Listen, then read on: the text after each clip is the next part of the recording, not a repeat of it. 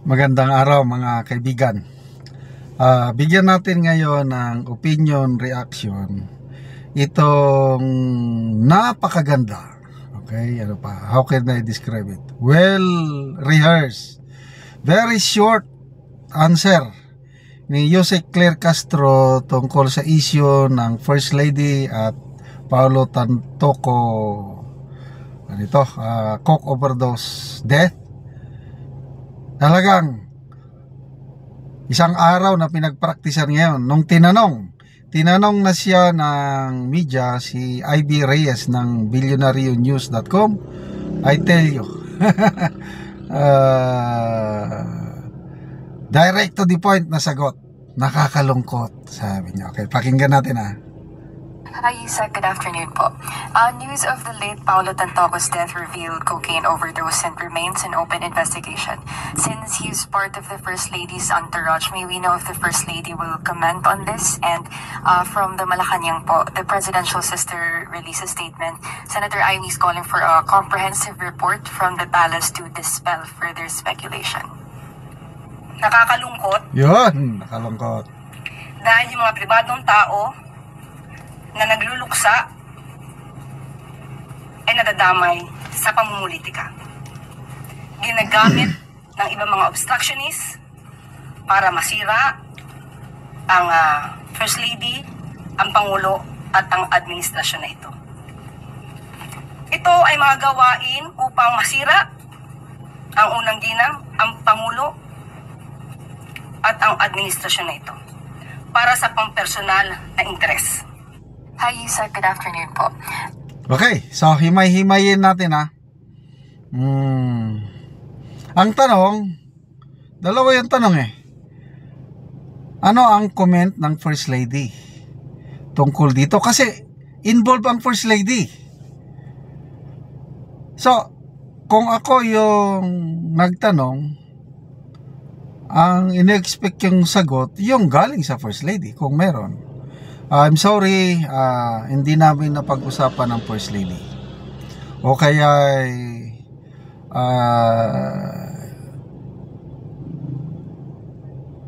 pinapabulaanan ng First Lady, hindi siya sangkot dyan. Ganun sana ba? Kailang nakakalungkot dahil ang mga pribadong tao nadadamay. Point number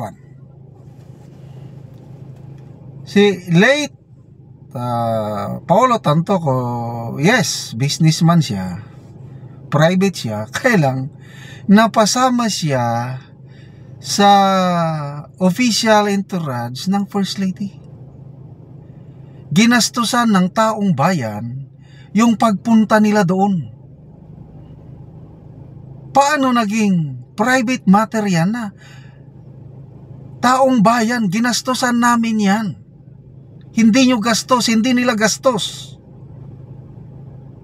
Kaya hindi pribadong bagay ito. Kaya nga, ito na siguro yung narrative nila na private matter yan.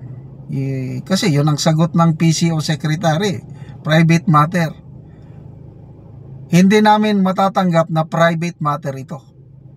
Kasi napasama siya sa grupo ng First Lady. O private matter ba ang First Lady? Dala niya ang Office of the President. Again, gastos yan ng taong bayan. Yung pagpunta doon. Tapos may nangyari. Hindi ito private matter. So ano pa? Yung tanong, panawagan ni Senator Amy, hindi rin nasagot. Pamumulitik ako So isa-isahin natin Sinong namumulitika? Sinong naglabas nito? Di ba ang lumabas ito yung LA Hollywood News? Sila ang naglabas. Hindi naman kampo ni BP Sarang naglabas. Hindi naman kampo ng mga Duterte naglabas. So ano yung sinasabi nilang pamumulitika? Nagre-react lang ang taong bayan kasi pera ng taong bayan yung ginastos nila pagpunta doon. Ay nako. News of the late Paulo Tantoco's death revealed cocaine overdose and remains an open investigation. Since he is part of the First Lady's entourage. May we know if the First Lady will comment on this? And from the Malacanang po, the presidential sister released a statement. Senator Amy is calling for a comprehensive report from the palace to dispel further speculation. Nakakalungkot. Yan na, Mga rehearse. pribadong tao na nagluluksa ay nadadamay sa pamumulitika. Actually, nakalimutan na yan eh. March 8 pa, ngayon July 14 nung pumutok ba? Nakalimutan na. Dahil talagang masakit yung nangyari sa Tantoco family. Wala tayong magawa. Lumabas ang report ng medical examiner sa LA. Anong pamumuliti ka dyan? Ang layo. Ang layo. Ginagamit ng ibang mga obstructionist para masira. Sinong obstructionist? Ayan, Duterte na naman. Napunta na naman sa Duterte, obstructionist. Tayo, mga taong bayan, yung nagtatanong, tayo na yung obstructionist. Ginagamit daw ito. Nagtatanong lang po kami. Kasi may karapatan kaming malaman ang nangyari kasi pera namin yung ginastos nila pagpunta doon. Pera ng mamamayang Pilipino, hindi nila sariling pera. Nagpakasarap sila doon, nag-hotel-hotel, nag-party-party pa. Tapos may ganyang mangyari, ayaw nyong sagutin ang mga tanong. Ang First Lady, ang Pangulo, at ang administrasyon na ito. Para daw siraan. In the first place, bakit sila nag-party-party? Bakit gumamit ng ganong ipinagbabawal na coke? Tapos ngayon, sisiraan? Kung ano ang inyong itinanim, yan ang anihin ninyo. Yan ang naninira. Ay nako, basa tayo sa mga comments. Francis Kiban, the First Lady brought it on to herself. Ang hirap i-defend, Auntie Claire, no?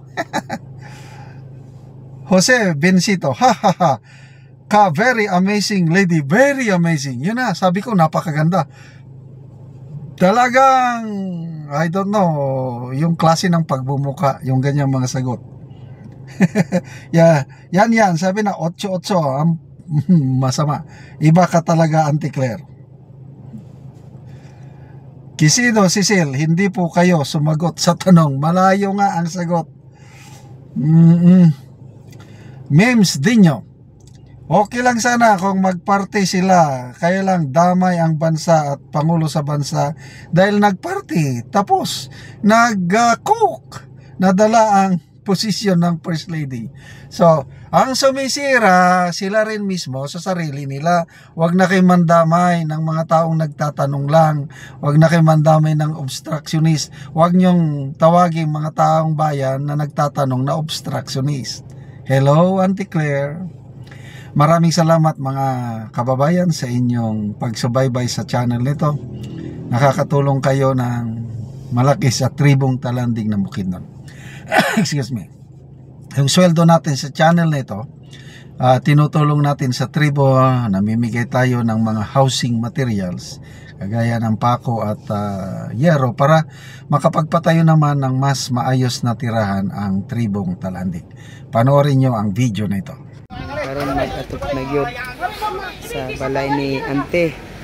So lipay kayo ang nagtabang sa iyaha na makabalay na si Ante. Kay balo si Ante, gitabangan ra siya.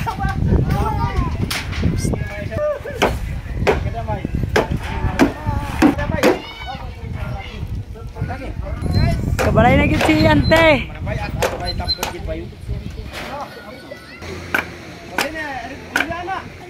Sandayungan nyo dati. Kali mo man